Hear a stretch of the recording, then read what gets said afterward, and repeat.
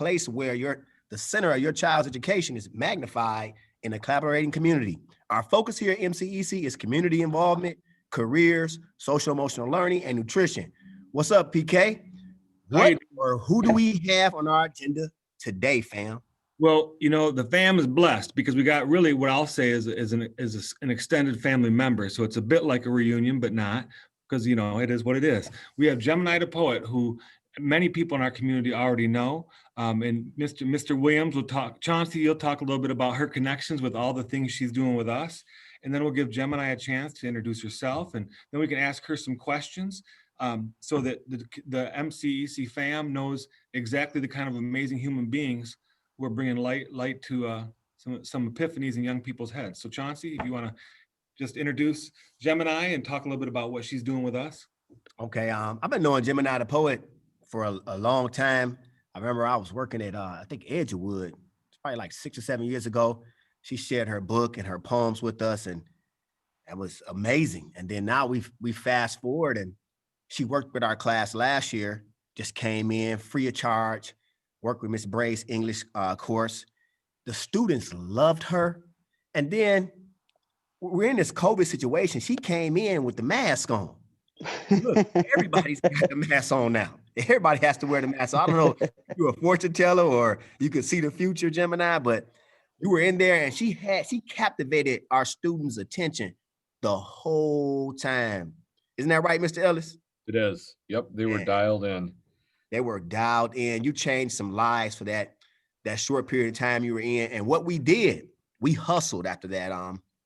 The Community Foundation had some funds, and Gemini the Poet is now part of the Diatribe, a great spoken word group out of the Grand Rapids area. But she's homegrown here. She's an implant from here, Muskegon alumni, powerful speaker, top 40 under 40. Is that right, Gemini? Yeah, Future 15. Yep. So say it again.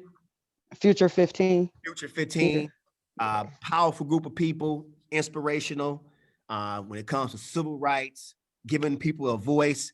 I mean, you got to give people their stage when you can. And so what we did with our class is we tied Gemini the Poet again with us, but now she's part of the Diatribe, and she's going to come in and take over Miss Bray's class, and we're going to be flies on the wall where her and another alumni by the name of Mr. Foster, he's supposed to be coming in doing poetry, and they're going to do a whole curriculum with our students, 3 hours a day, starting December 4th.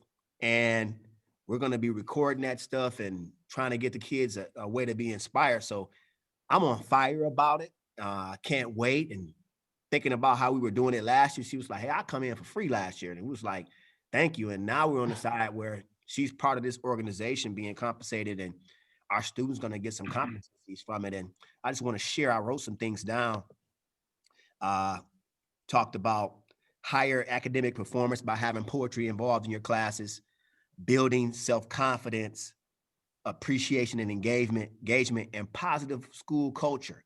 So just the powerful part of just having a Diatribe, a part of a writing class, and just doing the things like we do at MCEC, tying the community in with our students is amazing. Now, what I want to do is, before we get into it, I usually ask the career question. So I'm just going to come off the top. My questions come from this book. I have 2 books that I use when I'm working with my students setting goals. One of them is the Teen Parachute. What color is your parachute for teens? Discover yourself, design your future, and plan for your dream job. And the other one is Luck is No Accident, making the most of happenstance in your life and career. So the question for you, Gemini the Poet, is what do you do and how did you get into this work? I got into this work on accident. I lost my daughter at 17 to pertussis, and started writing. I didn't know what I was writing at that time was poetry. And then in April of 2007, I lost a best friend in a car accident. And that was the first time I publicly did poetry. From there, I did open mic with the Whelps, and got a surprising reaction from people. And then in 2010, TJ Thomas, when he got shot in the head at Carbon nightclub. That was a family friend, a childhood friend that I grew up with. His kids are actually my little cousins. And I wrote a poem called "What's Going On" because, like, mentally I was in a dark space, because it was just like, it's Muskegon. We're all related some way, somehow, connected. And when I did that poem, PA and Big Rob had me do it on air, and from there, they just kind of like gave me the wisdom, insight, and knowledge, and have always been like mentors to me. And it's just kind of took off from there. Like, if you'd have asked me 10 years ago if I would have been doing what I'm doing now, I'd have probably laughed at you and told you you were out your mind. But I focus on the kids because my daughter would have been a part of this generation. So that's why my passion lies within the kids.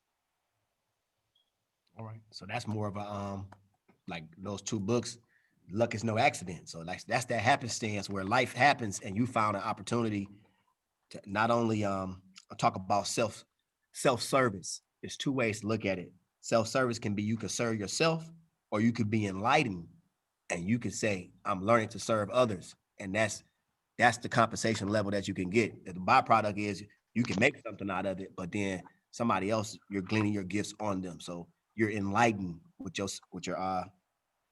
pouring into yourself instead of just saying it's all about me. It's just more of people can reflect on themselves with your gift. Yeah, it's therapy for me. Like, a lot of people say how my words help them. They just don't know me doing what I do. That's my therapy to cope with the different losses I took. Because, like, when I lost my daughter, 9 months before I lost my grandmother, 9 months after my daughter's death, I lost a great aunt to cancer that was like the matriarch of our family. And then 9 months after that, I lost another aunt who was like a second mother to me. So it's like I kept a lot of stuff bottled up because I'm one of those people that I can't look too weak, can't cry, can't show emotion. And so poetry has been my therapy. Yeah, I can see that. I'm reading a book now. It's called I told Paul about it. It's called Your Opinion of Me Is None of My Business. And it has a chapter in there talking about death.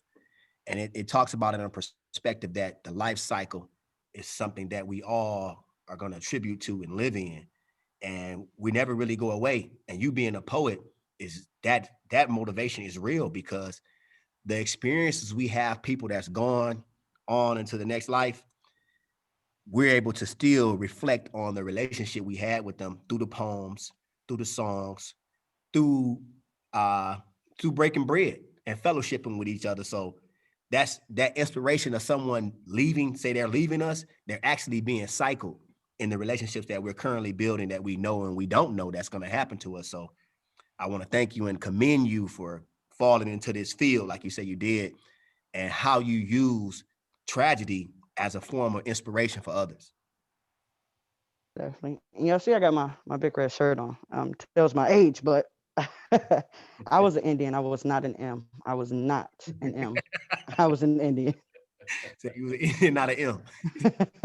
Yeah, and you can guess probably from these great highlights I get, Gemini, that I was probably somewhere a little bit sooner than you or older than you.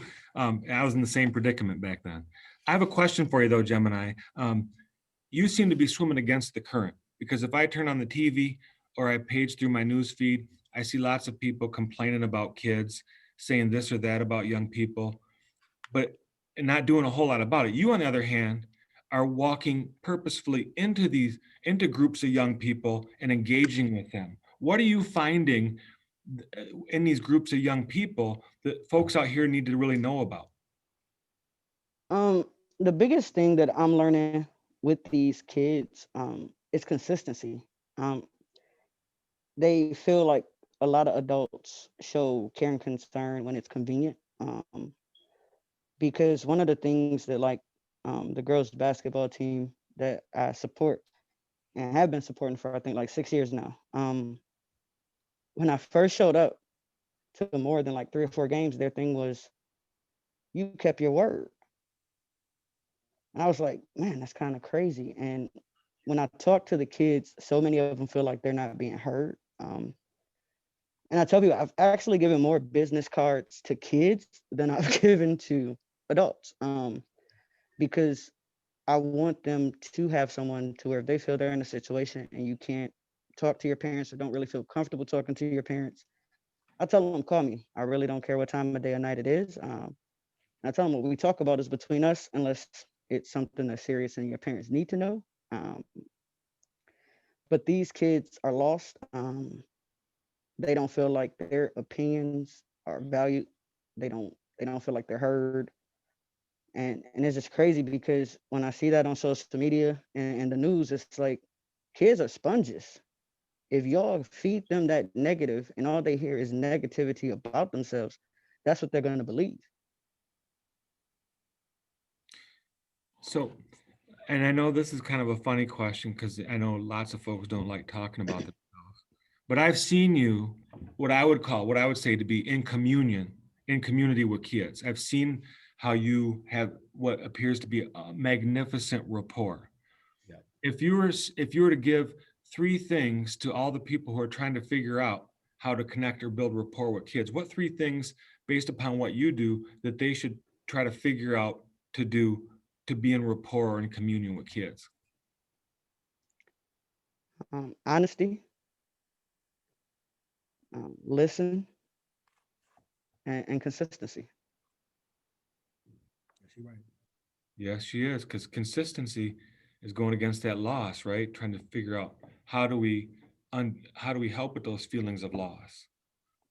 Who this is more of a private thing. Who is your favorite old school rapper, Gemini? Old school, Old school. I'm talking about 80s and 90s. Nas. Nas? Okay. Yes, No, she's he's smart. a storyteller. He's a storyteller. Yes, he is. Yes, he is. Like Gemini, all she needs is one mic. That's Yeah, right. that's honestly one of the songs I listen to before I perform. No kidding. So what other questions might we have for Gemini? Because we got her here, we got her live, and Right. she's a treasure trove of knowledge. We have any other questions for Gemini?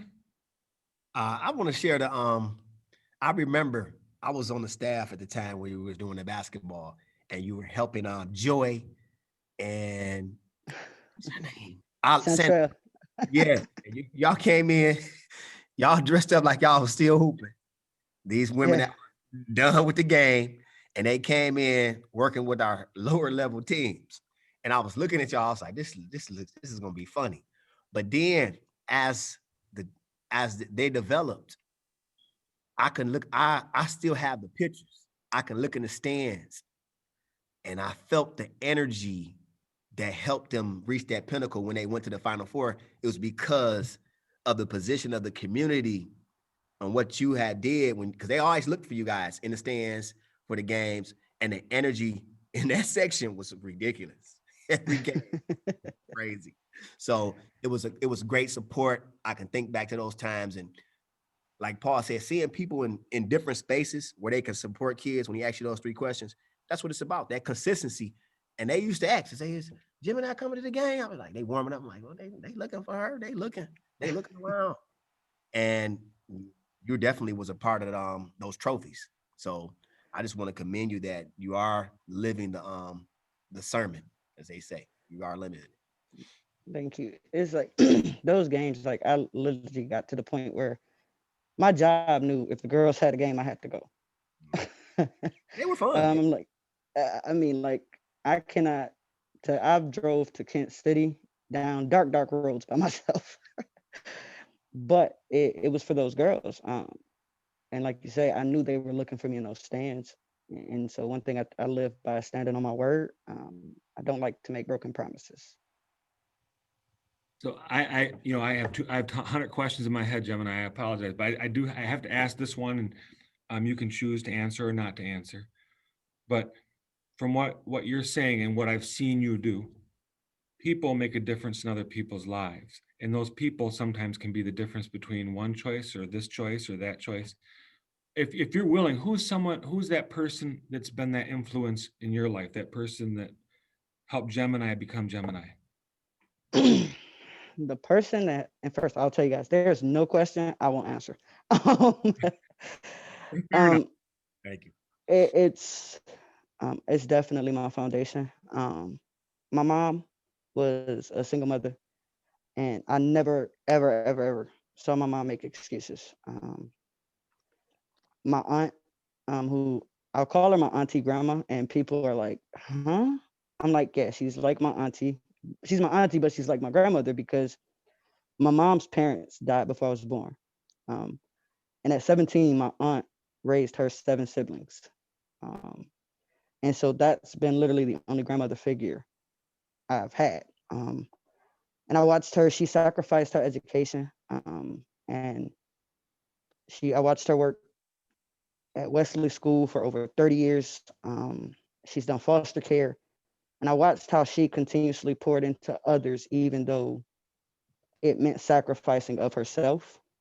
And so like my aunt and my mom and then my uncle, I call him, his name is Tony, but we call him Uncle Foots. My uncle has this diehard hustle passion. And I tell him that's kind of where I got it from, because there's nothing you can tell him he can't do, because he's going to prove you wrong. So it's definitely been my family, because we're small yet powerful. And I have a praying warrior that's on my team. My aunt is a prayer warrior. So those are the ones who showed me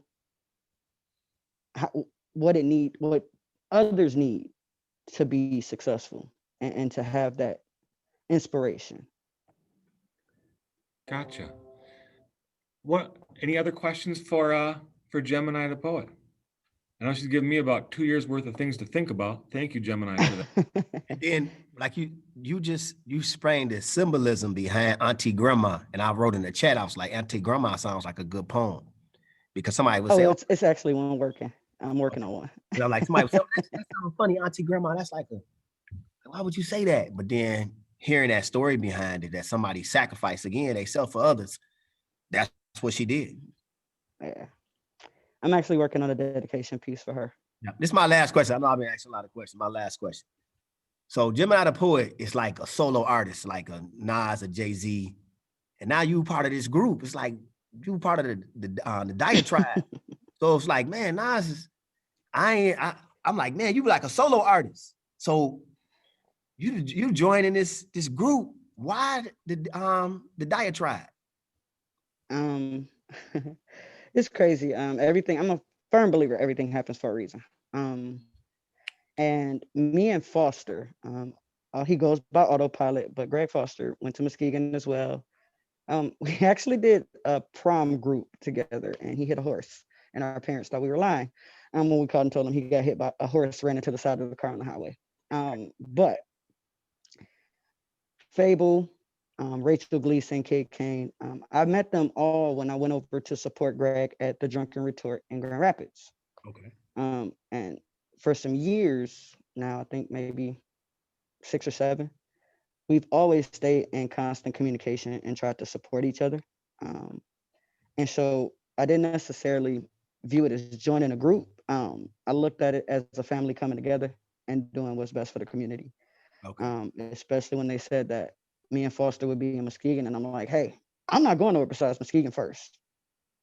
If we can go to Muskegon first, I'm willing to branch out after, but Muskegon, that's where we're going first. That's my heart. And it just happened. I don't, on the feed, I got it going live with too many screens, Gemini, which is part of my confusion with all this technology. But one of our young ladies, and I almost called her a little homie, but she's a young lady. McKenna Sims said, "Tell Gemini she's the reason why I've started writing, and I've been getting better since her book." That's huge. That's testimony. That's testifying. That's one of my little hoop stars. McKenna came to me actually last season. And was like, "Hey, I like to write." And so I'm like, "Oh, you do? That makes my antennas go up." Mm-hmm. So I ran out. I grabbed her a notebook, some of the good pens, the gel tips. I love the gel tips. And I'm like, "Hey, if you promise me you'll keep writing, I'll help you publish your first book." and I'll check in with her, and she's been writing consistently because she lost her brother. And you know, I look at it that this generation has had so many losses back to back, some that we didn't have coming up. We didn't lose as many as our friends as they have. And I know her brother is something near and dear. So I'm like, yo, use that energy and release your feelings on that paper. So McKenna, you know it's all love. And actually, I got the new book for you too. No charge. It's for you. That's what I'm talking about. That's the gospel right there, gentlemen. That's the gospel right there. It's interesting because I think during this first part of our show, we've heard the term loss used many, many times. And I think, Gemini, what I appreciate about what you do is when many people, adults, kids, whatever, scroll through their news feed or go through their phones, they're getting so much added to that loss by transference, because we're not hearing about wholeness, we're not hearing about strength, we're not hearing about honesty and consistency. It seems like all the negativity, all those things that contribute in some ways to some kind of losses are up there. What would be the sort of helpful tip you'd give parents who have younger kids as far as what they do and don't do, or how they engage or how they don't engage with social media? Ooh, the parents or the kids? Both and. Um, Again, like I think I said earlier, you got to watch what you put on social media. Even if the actions of some of the kids, some things they do upset me, I try not to post it in a negative way, because those kids are going to see that. And if you feel like everybody has already written you off, what reason do you have to do otherwise or better, should I say? So, um, definitely watch what you put, because whether they say it or not, they see what you put on social media. And it's like we tell our kids to respect themselves and they don't have to do X, Y, and Z, but then they see the adults in their life doing X, Y, and Z. And they're like, well, hold up. If it's okay for you to do it, why can't I do it? And for the kids, I'm so glad social media was not around when I wasn't Gemini the Poet, because I was that rebellious teen. I was that teen that thought I was invincible and couldn't nothing happen to me, and got proved wrong plenty of times. So I say, be mindful of what you post. Um, it follows you, because believe it or not, social media is accessible whether your page is private or not. Um, it can come back to bite you in the long run. So it's just be cautious, man. It's like have a heart when you post what you post on social media. Absolutely. Do we have any closing questions for Gemini? Because I feel like I'm going to take this and go and record it and play it a few more times in the near future. Because when I listen to you, Gemini, seriously, I feel like I'm hearing straight truth with a capital T and not truth with a little t. And I appreciate that. And I appreciate your willingness to pour out, to pour in, to give out, to give in, because so many times with people who know so much, who can share so much, it's hard to get to them and hear who they are. And you make it a practice of making it 100% clear who you are. And that kind of congruence is something we can all aspire to, for real, for real. I, I just honestly, I I have recently started shirts, and I literally had a shirt made that says, "What was meant to break me made me," because every trial, tribulation, every loss, all the painful moments was a building block to make me be able to do what I do now. So I don't really look at anything as a loss; it's a lesson. Um, and I try to use that lesson to help other people who may be going through, who can't verbalize it or express it the way that I can. So I try to do it help them do it, just show them, hey, somebody can relate to you. You're not the only one, and that it's not the end. And I appreciate, because in my mind, what you do is march out the gospel every day, and I appreciate that. Do you have any closing words or what advice or wisdom or pithy sayings or a new poem you're going to let us hear for the first time? Is there anything in closing that you'd like to share? Something maybe we haven't asked or covered? um, I can't really think off the top of my head. A poem. If I can like turn my camera off for like 2 seconds, I could probably relocate and grab one and do one for you guys. Cool, We have man. more I than might 2 seconds if you're going to do that. have. Absolutely. Man, we are lucky and blessed, fellas, to be able to not only interview such a wonderful, beautiful human being. We're going to get some bars too. What? Right. I agree. You know, it's been a long and interesting week, and I can't think of a better way here on a Thursday to have a proverbial multivitamin of knowledge. I mean, it's not often that people are treated to this level of truth, and I think, man, oh man, We're going to have some packed Zoom classrooms in the next coming weeks. Once this starts, they're going to be Okay. classes you don't want to miss. you got that right. Okay. All right. So my camera's gonna be off because I have to like switch screens. But it's a piece I wrote. I can't like when I'm upset, I write. Okay. And so this piece is actually called My City. All right.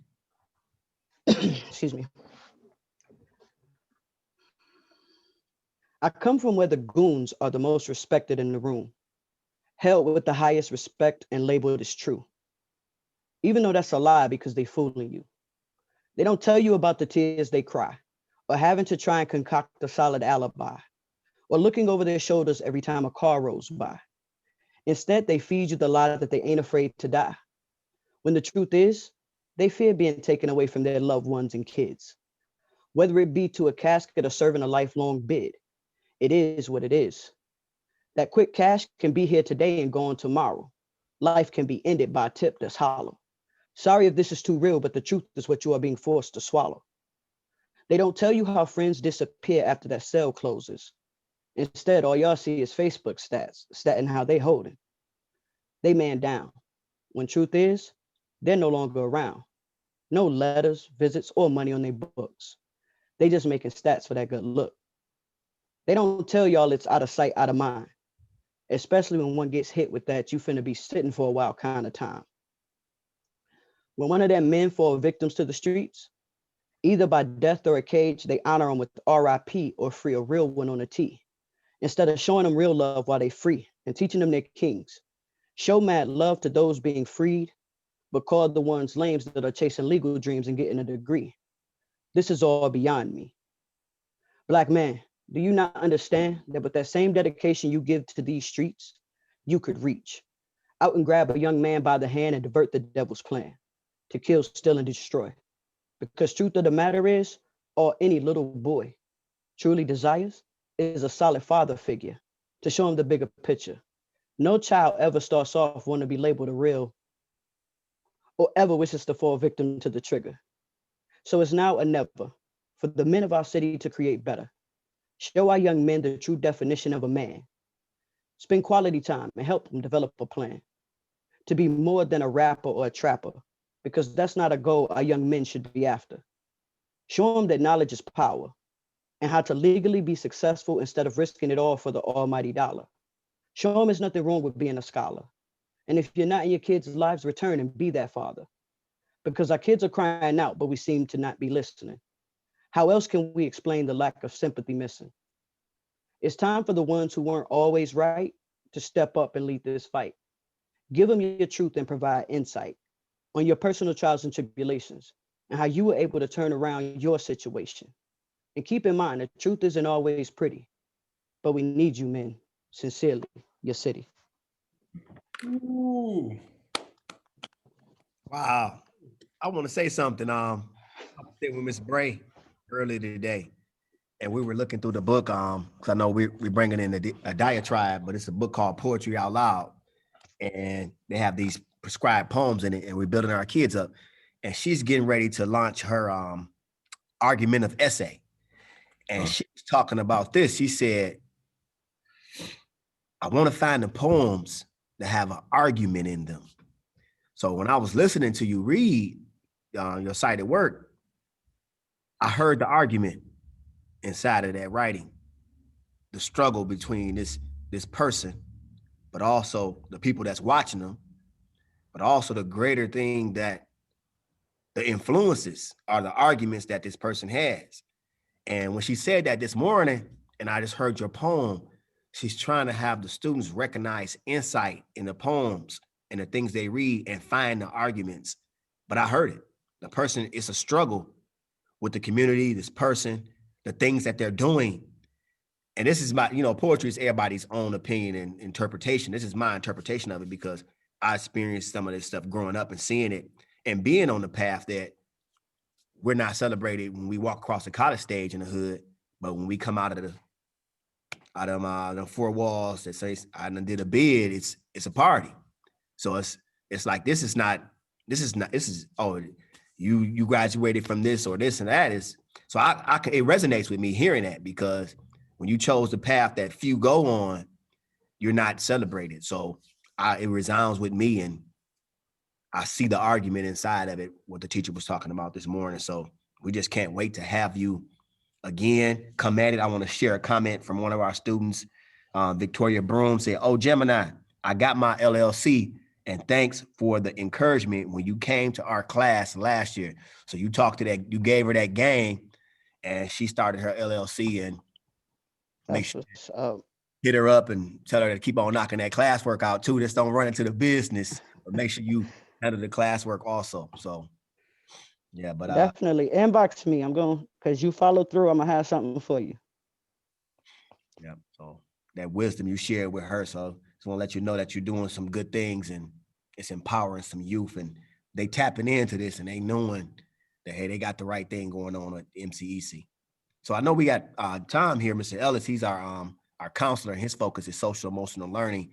And I know Tom he has that capacity of thinking in a way to really reach kids. And what's been your whole approach, Tom, today by having Gemini on? I know we had her last year.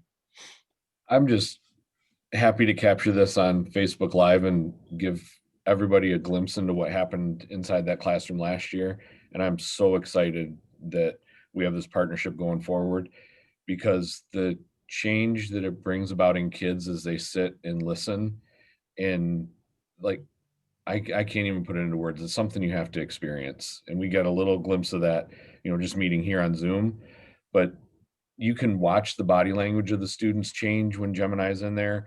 You can see all of a sudden these abstract ideas of figurative language and things that they're familiar with and can use, but then when you can tie it together with real examples and in that setting and have it be real, it's phenomenal. And the chance to share that as a community of adults and students together it's amazing. It's an absolutely amazing opportunity. So thank you for going out on a limb last year and coming and joining us. And thanks for being willing to partner with us again this year. It's going to be amazing things that comes from the students that have this experience. I'm a Big Red for life. 80 West Southern has me for life, man. That's what helped make me. Miss Davis was my English teacher, and when I tell y'all, we had the same last name, so she was harder on me. Like we were really related. Is that Faye Davis? Yes. Miss Davis. And I'm still in communication with her, and it's crazy. We still talk to this day. It's awesome. Well, so you and Mr. White, do y'all know each other from school? Possibly. No, He looks familiar. I was a little bit after. I'm a little younger. I actually was both the Indian and the Young. That's Okay. exciting. And I also had Faye Davis as an English teacher. And so I'm well aware with who Gemini is. We got to finally meet personally right before we went online. Yeah. all right. Well, I know that you've got a lot of things going on, Gemini, so we won't hold you up anymore. But I super appreciate the fact that you're willing to come on here and share some knowledge, share some truth. But more importantly, I appreciate the way you walk out your gospel every day and you go to the people, because somehow we got to figure out how we go to and meet folks and create that sense of community, and not just say things for the sake of saying them, because you walk them out. So thank you very much, Gemini. Appreciate you. And thank you guys so much for having me. I'm so excited about this adventure, man. Like I can't wait. Gotcha. You can certainly stick around for the rest of our show, but you know, I also know that you're doing a lot of things, so that will be up to you. Yeah, I do have to cut out, but I definitely appreciate you guys for having me. Again, I look forward to what we do. See Thank you you. on the 4th, December 4th. We got you. Yes. All right. See you guys later. All right, Gemini, stay safe. Gemini. Thank you. You know, I'm gonna be honest. I just felt like, you know, we just need to end the show now because there's not a whole lot. Dude, like doing like, you know, I do the poetry readings, they'd be like, Yeah. doing that.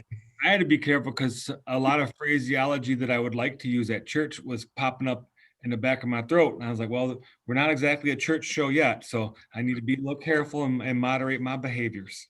Yes. You know, the one thing that really resonates with me listening to her speak is that she embraces the idea of it takes a village.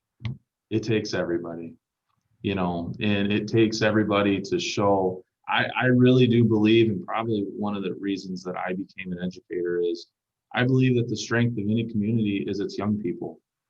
That is the life, you know, and the decisions that young people make, and teaching them how important they are, you know, it is so important, and how special that any young person can be. And so listening to her speak and is just mind blowing, and just so thankful that there's people in our community that are willing to step up and say, I went through this, here's my chance to help other people. And that's special. And that doesn't happen all the time. It'd be real easy just to circle the wagons and say, this is me, I'm over here, I'm going to do mine. It takes a special person or a special group of people to come back and say, I'm going to lead you or help you through this journey. You know, it's like growing up and your parents or whomever, you know, is trying to give you wisdom. You're like, whatever. And then there's always that age where you get to and you go, man, they weren't joking. Right. You know, and so I remember when it happened to me, my dad, he said, all right, kid, you'll get it. And I was like, whatever. And then right around the time, you know, I got like in my early 30s, late 20s, I was like, holy smokes, he wasn't kidding. He was right about all this. And so having people to spread that love is important. Mm-hmm. Well, and we all know that being consistent is one of the hardest things we can do as educators, as humans, as adults, as anybody, because we get frustrated. We make a phone call, we drop a text, we message somebody, we expect there to be some reciprocity. They're going to reach back out to us. When they don't reach out, we become frustrated. And being consistent probably is, even when you feel annoyed, you push those buttons. Even when you feel annoyed, you pick up that phone. Even when you feel some kind of way, you don't say, oh, well, maybe tomorrow. No, you do it today. You know, if the Spirit's on your heart to call up somebody, then you're going to call them up, because that's what we have to do for each other, I think. And I know it's hard, right? So we've got a couple of other topics to wrestle with. I'll kick it off, and then we'll just move through the group with our different weekly topics. Mine is virtual learning.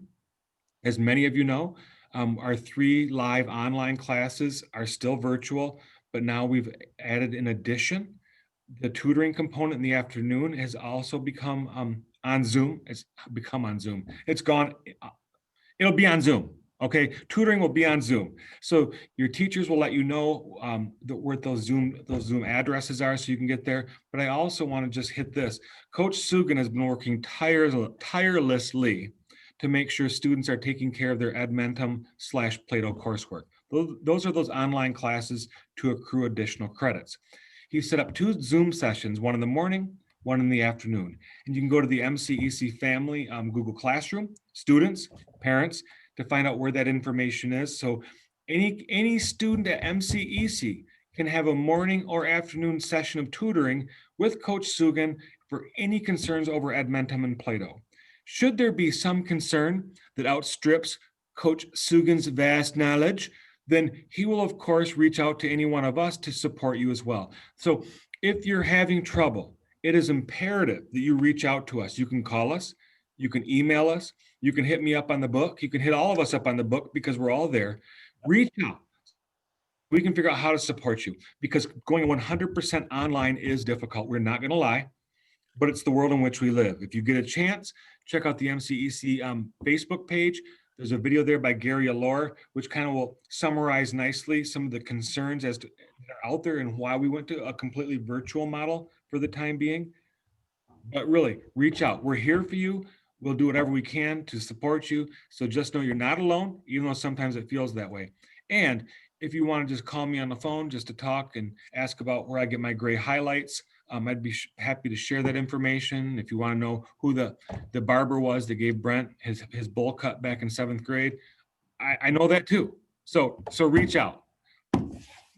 So Tom, it's all you. So with that virtual, going 100% virtual part, so I know it's hard to maintain relationships when we don't get to see each other, right? We talk about that, I don't know, a couple times a day. I feel like every room I walk into with an adult, I stand in the doorway, they're over on the other side of the room and we're having a little chat, and we're just lamenting the fact that we don't have students with us that we can connect with and see and do all that. So the next best thing is to be able to connect on Zoom, and being able to see a student's face on the other side there and talk about college math or biology class or world history and primary sources and secondary sources, whatever it is. Even having that 5-minute conversation about an Edmentum quiz just reaffirms to me that school is still going. We're going to be all right. And we do need to take extra care to be safe and to wear our masks when we're out and about, and to stay distant from people and to not spend time in crowded small spaces with people that aren't in our immediate family, because we want to stop this in its tracks as much as possible so we can get back to having students in the building as soon as possible. So to take care of our social and emotional selves and be able to get back to the spot where we can congregate and be together, even if we can only have 3 or 4 people in a room and be spaced out, we need to be serious these next 2-3 weeks and going through Thanksgiving about being physically distant, but still staying socially connected. Amen. Preach it. I think that our next topic, if I remember right, because I can hear the gurgling of my tum-tum, is the food portion of our show, brought to us by Brent. What's your middle name? What's that? What's your middle name? James. Brought to you by Brent James White. Take it away, Brent James. All right. So we, when the pandemic first started, and we were all in Quarantineville, not able to come to school, you lose out on a lot of things. And this food that the school provides is one of those services that you lose. And so our district, along with Chartwell's and Chef Idris and Colleen, devised a plan to continue to ship food out to families that could use it. And so to date, this was publicized, and then the program's still going, even though people aren't really talking about it. I went down and talked to Chef Idris. He says that we have served 500,000 meals since March, 500,000 meals to the Muskegon community since March. That is an unbelievable feat. Hats off to him and his team. I hate to single anybody out in that, but, Chef did an amazing job. I know, Shundar Ricks, Tim Heinchu, Dave Mims, Lars. I mean, a lot of people gave up their summers to pack boxes, to load buses, to ship. And, that work still continues today. And so when we started the live stream, PK put some contact information in the chat. If you're a family that has school-aged children and would like to receive food, all you have to do is you can call 231-720-3170. You can click on the link to fill out the Google form, or you can send an email to foodhelp@mpsk12.net. Okay, and so basically what will happen is you get a box of food, It's got 14 meals in it. It's got breakfast and lunch for an entire week. And you also receive a gallon of milk with the box, okay? If you've got 10 kids, 10 students in your house, you get 10 boxes, okay? So it's a box per kid, and you get a gallon of milk per up to 3. Now, in the beginning, it was a gallon of milk for every person. Well, you can't drink 10 gallons of milk in a week, and no one has room to store it. And so maybe pecan is more, better diet. You can wash down that Emerald's vegetarian chili with some 1%. But, most families, I don't have a place to store more than a gallon of milk, just for my wife and I. And so I encourage you to reach out and still look into that. And as part of that, I went down and talked to Chef Idris, and I got one of the boxes, okay? These things are huge. And there is a bunch of stuff in there. Okay, breakfast, lunch. So you've got things like oatmeal, That's good. applesauce. I had one of these the other day. They are fire. The little juices that everybody fights over, and Right. drink like 30 of them at breakfast and get a tummy ache. You get a bunch of these. Okay. On top of that, you get all kinds of fresh produce. Okay. Who doesn't like golden grams? You get pizza. All right. You got grilled cheese, White Castle burgers. Anybody ever had like a class of White? Yeah. Wait, time out. Time out. You gotta go like an hour to get them. You gotta drive like an hour, almost to White land. Castle. You've got White Castle burgers in there? White Castle. I'm telling you, these guys have went all out. You got White Castle. Box. You got breakfast burritos, assortment of fresh produce and grapes, and some turkey sausage for breakfast, cheese.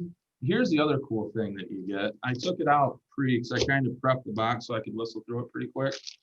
You got some heat and serve soup. I mean, there is literally everything you need. And then on top of that, you get a couple of these per box, where it's like a pre-made meal. You got some fried chicken, cornbread, and au gratin potatoes. And so it changes every week. He gave me a menu, it changes. And so the work that I believe Rodney Walker last week mentioned it was missionary work. And the work that they've been doing down there is nothing short of incredible. And we appreciate, the community appreciates everything. And there's been a whole host of people involved. I remember I was on a team in the spring of loading, there's been a bunch of people involved with that. So if you want in on this, make sure that you see the stuff in the link. The only kicker is, okay, if you're on the east side of the town, you'll get it on Tuesday. West side of the town, you get it on Thursday.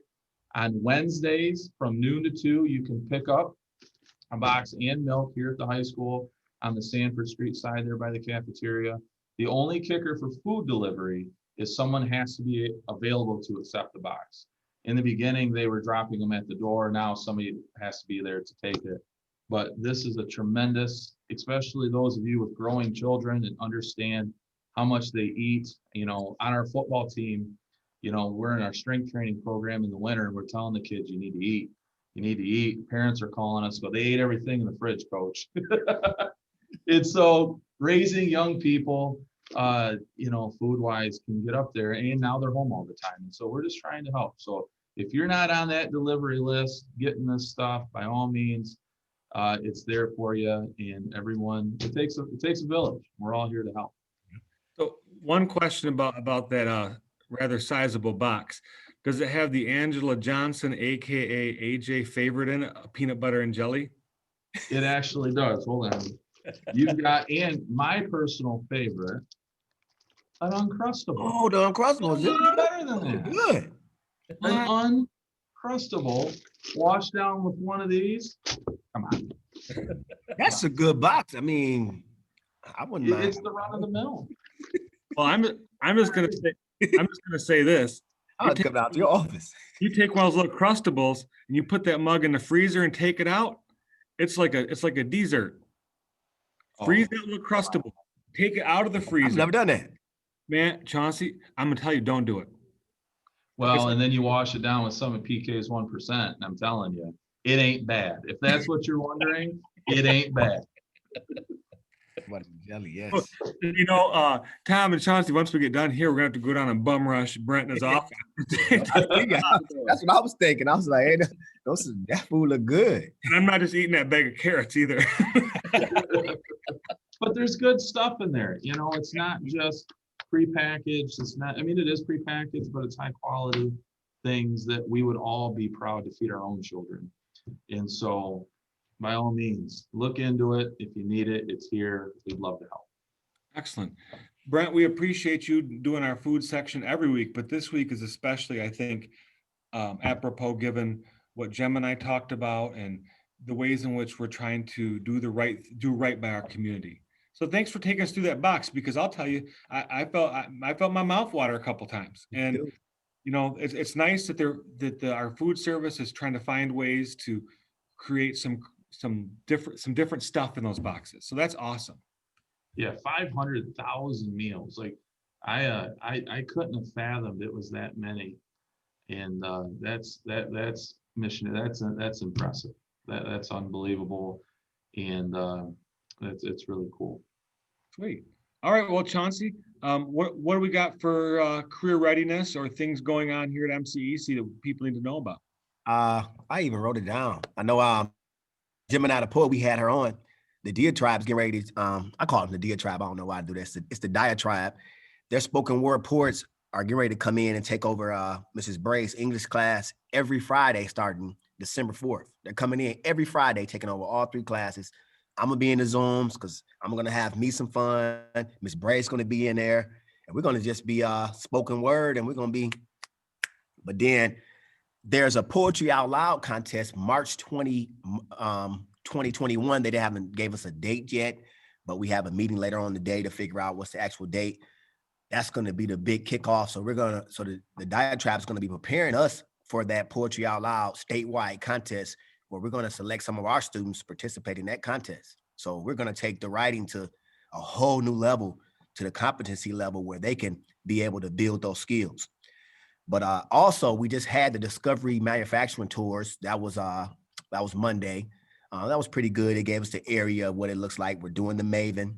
And then we just got some good news. We're about to have a full studio put in my office where the students, when we get out this social distancing world, where they're going to be able to come in and lay some tracks, do some podcasting, record, put it on our YouTube channel, and really take it to the next level here at MCEC, because that's what we're all about, being unconventional in our teaching, but also reaching our kids and being able to show them the pathways of being great. So those are some things, that's some nuggets that we got coming up, some good things, and some things where you want to be like, hey, I got to get on, instead of saying I got to get to school, I got to get out the bed and get on the Zoom. I mean, that sounds kind of different, right? We're going to roll out the bed, get to school. Let me roll out of bed and push a button and say, I'm in class, you know? So I can't wait to just roll out the things that the English teachers have and all the things that we're doing here. And it seems like, you know, like, so you can't have regular school. School's going to be different from now on.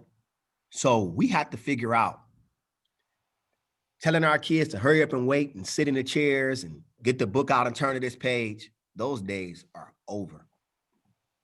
We can't get them where they can interface with a computer. They can't use technology or their cell phone to learn. I put that phone away, I'm taking your phone. That's over. They got to be able to use it to learn now. So we have to get in the shift of saying technology is our friend and we can build. But what I'm going to do in the chat, I'm just going to share the Diatribe's website so everybody can be familiar with who they are, and they can go to that website. Okay. Yep. So I shared it there. You can put it on the feed.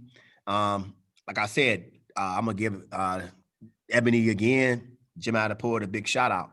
Last year, she came in for free all those times, and it was on her day off. And she came in on time, did all 3 classes for about 6 weeks in Miss Bray's class for free. And looking at that, we have this partnership now with them. That's amazing. But it goes back, kudos to her, because we could have been in a gray area and say, what's the Diatribe? who is Gemini the poet? The teacher could have went against me. When she came in for free, it opened a door for her, where now it's a partnership that she has with her former high school. So we're looking to take this relationship to infinity and beyond. Is that Toy Story? I tell you what, too, Chauncey, you Yes, make sir. a very good point about the use of technology. And I think that, you know, school for us has went really well, considering the shift from the paradigm of the face-to-face to this distance learning model. And I think that a huge shout out needs to be given to our teachers in the amount of time that they've spent converting their classrooms into an interactive experience that the kids can experience every single day and still learn at the rate in which they learned. If they would have been here, very selfishly, I miss all of our students. You know, I'm so lucky to coach football here, and I get to see my team every day, right? I don't know what I would do if I didn't get to see those 55 young people every day, but I also desperately miss the interactions from the rest of the students and just to sit down in my office. How are you doing? How are things going? And so, you know, we took an issue, we made the absolute best out of it. And our teachers, we had a great plan to start, and our teachers have absolutely banged it out. And that's across the board in Muskegon Public Schools. And I am so proud of the work that they've done and the way that they've carried the academic torch through this entire mess. That's the Muskegon Big Red motto, though. You know, it's just, you give us nothing, we make greatness out of it, right? I know that's right. That's it. I've seen it, and I'm glad to be a part of it. And just, man, we probably could talk on forever. It's almost towards the end of the show. Yeah. We got to get on out of here. So Chauncey, do you want to take us on home? Yeah, I got you.